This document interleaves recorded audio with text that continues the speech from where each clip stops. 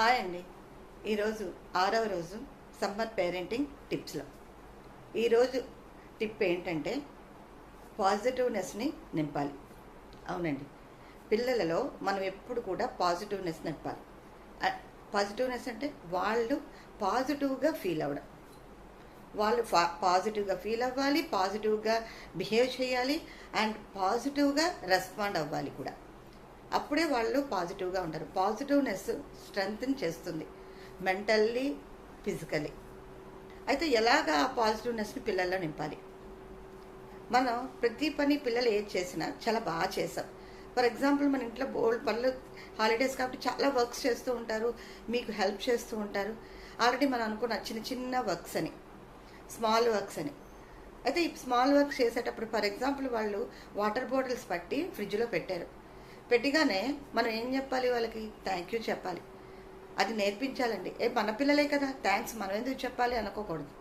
ప్రతి పని ఎవరు చేసినా వాళ్ళందరికీ కూడా మనం థ్యాంక్స్ చెప్పాలి.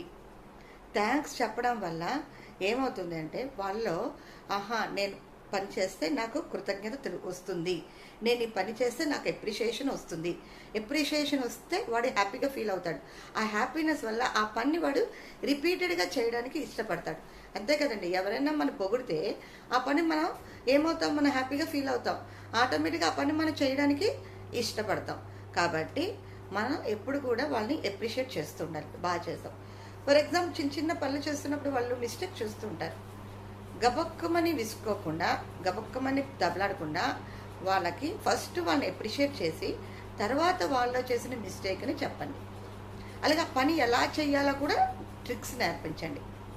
అప్పుడు ఏమవుతుంది, ఫస్ట్ మీరు ఎప్రిషియేషన్ చేస్తున్నారు కాబట్టి వాడు ఆ వర్క్ పాడైపోయింది అయ్యో భయపడిపోయి వర్క్ నుంచి తప్పించుకోడు. ఎవరైనా చాలామంది పిల్లలు ఎందుకు వర్క్ చేయడానికి ఇష్టపడ్డు, ఎందుకు ఏదైనా చేయడానికి ఇష్టపడ్డు, వాళ్ళు ఒకసారి ఫెయిల్ అయితే దాన్ని ఎందుకు చేయడానికి ఇష్టపడంటే మనం ఏం చేస్తాం, మోస్ట్లీ వాళ్ళని ఆ వర్క్ తర్వాత దెబ్బలాడతాం. అమ్మో ఇది దెబ్బలాడతారేమో, మా మమ్మీ దెబ్బలాడుతుందేమో, డాడీ దెబ్బలాడతారేమో, టీచర్ దెబ్బలాడతారేమో అని మరి ఆ వర్క్ చేయడానికి వాళ్ళు ఇష్టపడరు.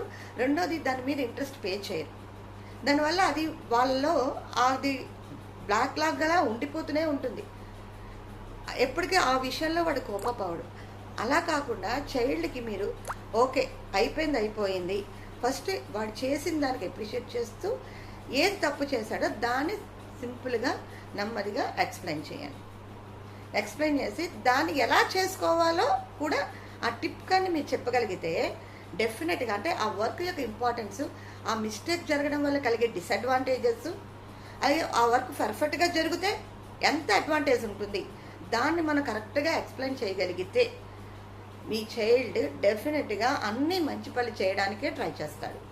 ఒకవేళ తప్పు చేసిన, ఫర్ ఎగ్జాంపుల్ ఏదో బై మిస్టేక్ వల్ల మన ఇంట్లో నుంచి డబ్బులు తీసేసుకున్నా, మీకు చెప్పకుండా డబ్బులు తీసేసినా, లేకపోతే మీకు చెప్పకుండా ఎక్కడికైనా వెళ్ళినా నెక్స్ట్ టైం ఆ పని చేయడానికి అతడు సాహసించడు. ఎందుకు అంటే తనకు ఒక కాన్ఫిడెన్స్ కలుగుతుంది, నేను తప్పు చేశాను కానీ నా తప్పును తనకి తాను రియలైజ్ అయ్యాడు కదా, తనకు తాను రియలైజ్డ్ అయ్యాడు కాబట్టి తను ఏం చేస్తాడు, ఆ నెక్స్ట్ టైం ఆ తప్పు చేయడానికి ఒప్పుకోడు, చెయ్యడు కూడా. ఎందుకంటే వాడు తన కాన్షియస్ చెప్తుంది, ఇది చేయకు, లాస్ట్ టైం నువ్వు ఈ ప్రాబ్లం ఫేస్ చేసావు, రెండోది ఇది చేయడం వల్ల ఈ ప్రాబ్లం నీకు ఫ్యూచర్లో వస్తుంది అని మనం ఆల్రెడీ వాడికి ఇన్బిల్డ్ చేసాం కదా, వాడికి మనం ఎక్స్ప్లెయిన్ చేసాం కదా.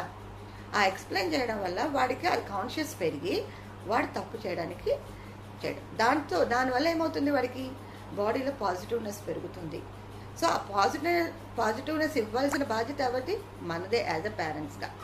సో ఎలా ఇస్తాము అంటే first appreciation is the best way to give the positiveness to anyone. So మీరు చక్కటి పాజిటివ్నెస్ ఇవ్వండి. Thank you, I love you, hug చేసుకోవడం, లవ్ యూ చెప్పడం.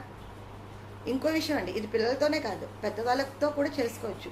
మీకు తెలుసా, హగ్ చేసుకోవడం వల్ల మనలో ఉన్న చాలా టెన్షన్స్ ఫ్రీ అవుతాయట. ఎంతగా వాళ్ళని మనం హగ్ చేసుకుంటామో అంతగా వాళ్ళలో ప్రెజర్ తగ్గి వాళ్ళ హ్యాపీ హార్మోన్స్ అనేవి ప్రొడ్యూస్ అవుతాయి. అది పెద్దవాళ్ళకు కూడా. చాలామంది సర్టన్ ఏజ్ వచ్చాక హగ్ చేసుకోవడం అదొక పెద్ద తప్పులాగా, నేరంలాగా అనుకుంటారు. కాదండి, హగ్ వల్ల చాలా స్ట్రెస్ రిలీఫ్ అనేది జరుగుతుంది. సో పిల్లలతో హగ్ చేయడం, అలాగే పిల్లల మధ్య మీకు ఇద్దరు కానీ ముగ్గురు కానీ పిల్లలు ఉంటే వాళ్ళ మధ్య కూడా ఆ రిలేషన్ బిల్డ్ అయ్యేటట్టుగా మీరు పాజిటివ్గా మాట్లాడాలి. ఫర్ ఎగ్జాంపుల్ ఒక వర్క్ చెప్పారు, అమ్మాయికి అబ్బాయికి చెప్పాడు, అమ్మాయి బాగా చేసింది, అబ్బాయి చేయలేకపోయాడు, లేకపోతే అబ్బాయి బాగా చేసింది, అమ్మాయి నువ్వు చూడే నీకే రాదు, ఇలా అలా అనకండి. నువ్వు ఈ వర్క్ చాలా బాగా చేసావు, నువ్వు వీడిని అప్రిషియేట్ చేస్తూ ఇంకో అమ్మాయికి ఆ అమ్మాయికి మనం ఏం చెప్పాలి అంటే, ఓకే నువ్వు ఈ వర్క్ బాగా చేయలేవు, నెక్స్ట్ టైం చేసేటప్పుడు నువ్వు ఏం చెయ్యాలి, ఎలా చెయ్యాలి అనేది తనకి ఇన్పుట్ ఇవ్వండి. అప్పుడు 100% చేయలేకపోవచ్చు, కానీ 50% 70% బెస్ట్గా చేయడానికి వాళ్ళు ట్రై చేస్తారు. సో ఇది ప్రతి తల్లిదండ్రులు నేర్చుకోవాల్సిన తెలుసుకోవాల్సిన విషయం. ఆ పాజిటివ్నెస్ వల్ల వాళ్ళు కూడా ఏదైనా నేర్చుకోవడానికి ముందుకు వస్తారు.